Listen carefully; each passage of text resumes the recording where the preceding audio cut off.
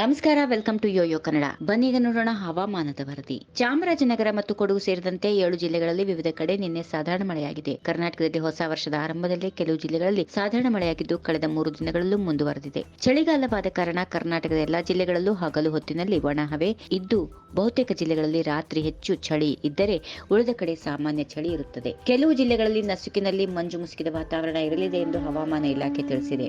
ಕರಾವಳಿ ಕರ್ನಾಟಕದ ಭಾಗದಲ್ಲಿ ದಕ್ಷಿಣ ಕನ್ನಡ, ಉಡುಪಿ ಮತ್ತು ಉತ್ತರ ಕನ್ನಡ ಜಿಲ್ಲೆಗಳಲ್ಲಿ ಕೆಲವು ಕಡೆ ಸಾಧಾರಣ ಮಳೆಯಾಗಲಿದೆ. ಆದಾಗ್ಯೂ ಹವಾಮಾನಕ್ಕೆ ಸಂಬಂಧಿಸಿದಂತೆ ಯಾವುದೇ ಎಚ್ಚರಿಕೆಯನ್ನ ಹವಾಮಾನ ಇಲಾಖೆ ನೀಡಿಲ್ಲ. ಉತ್ತರ ಒಳನಾಡಿನ ಜಿಲ್ಲೆಗಳ ಪೈಕಿ ಹಾವೇರಿ, ಕಲಬುರಗಿ ಜಿಲ್ಲೆಗಳಲ್ಲಿ ಕೆಲವು ಕಡೆ ಸಾಧಾರಣ ಮಳೆಯಾಗಬಹುದು. ಉಳಿದಂತೆ ಬಾಗಲಕೋಟೆ, ಬೆಳಗಾವಿ, ಬೀದರ್, ಧಾರವಾಡ, ಗದಗ, ಕೊಪ್ಪಳ, ರಾಯಚೂರು, ವಿಜಯಪುರ, ಯಾದಗಿರಿಗಳಲ್ಲಿ ಒಣ ಹವೆ ಇರುತ್ತದೆ. ದಕ್ಷಿಣ ಒಳನಾಡಿನ ಜಿಲ್ಲೆಗಳ ಪೈಕಿ ಚಿಕ್ಕಮಗಳೂರು, ಹಾಸನ, ಕೊಡಗು, ಶಿವಮೊಗ್ಗ ಜಿಲ್ಲೆಗಳಲ್ಲಿ ಸಾಧಾರಣ ಮಳೆಯಾಗಬಹುದು. ಬಳ್ಳಾರಿ, ಬೆಂಗಳೂರು ಗ್ರಾಮಾಂತರ, ಬೆಂಗಳೂರು ನಗರ, ಚಾಮರಾಜನಗರ, ಚಿಕ್ಕಬಳ್ಳಾಪುರ, ಚಿತ್ರದುರ್ಗ, ದಾವಣಗೆರೆ, ಕೋಲಾರ, ಮಂಡ್ಯ, ಮೈಸೂರು, ರಾಮನಗರ, ತುಮಕೂರು ಮತ್ತು ವಿಜಯನಗರಗಳಲ್ಲಿ ಒಣ ಹವೆ ಮುಂದುವರಿಯಲಿದೆ ಎಂದು ಹವಾಮಾನ ಇಲಾಖೆ ವರದಿಯಲ್ಲಿ ತಿಳಿಸಿದೆ.